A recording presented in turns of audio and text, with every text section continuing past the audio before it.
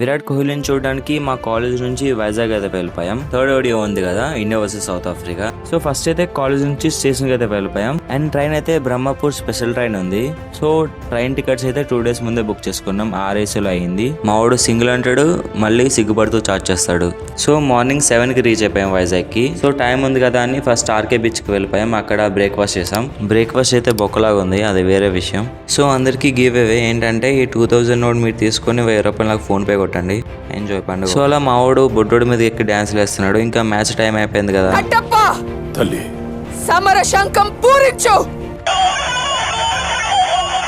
So finally stadium కి అయితే వెళ్ళిపోయాం. సో మ్యాచ్ స్టార్ట్ అయ్యేది 1:30కి అండ్ లోపలికి పంపడం మొదలు పెట్టేది 10:30 నుండి. యాక్చువల్ గా సిట్టింగ్ అరేంజ్మెంట్ ఏమీ లేదు. So first come first serve basis మీద వెళ్తుంది. సో అందుకే అందరూ ఎర్లీగా వెళ్లాల్సి వచ్చింది. ఫైనల్లీ మనం ఎన్నో మ్యాచెస్ తర్వాత టాస్ గెలిచాం. ఇండియా బౌలింగ్ తీసుకుంది ఆబ్వియస్లీ. ఈ గ్యాప్ లో లంచ్ అయితే చేసాం. బోరింగ్ ఫస్ట్ ఇన్నింగ్స్ అయితే అయిపోయింది. టార్గెట్ 271, డికాక్ సెంచరీ కొట్టాడు. అండ్ అలానే సెకండ్ ఇన్నింగ్స్ కూడా స్టార్ట్ అయిపోయింది. రోహిత్ హాఫ్ సెంచరీ కొట్టారు. And India 150 for 0. కానీ కోహ్లీ ఇంకా రాలే.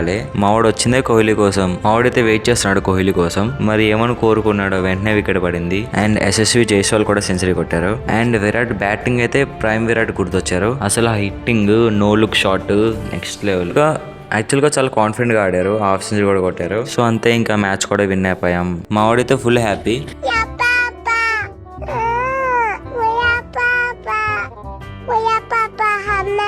అంతే ఇంకా. Okay then, bye friends.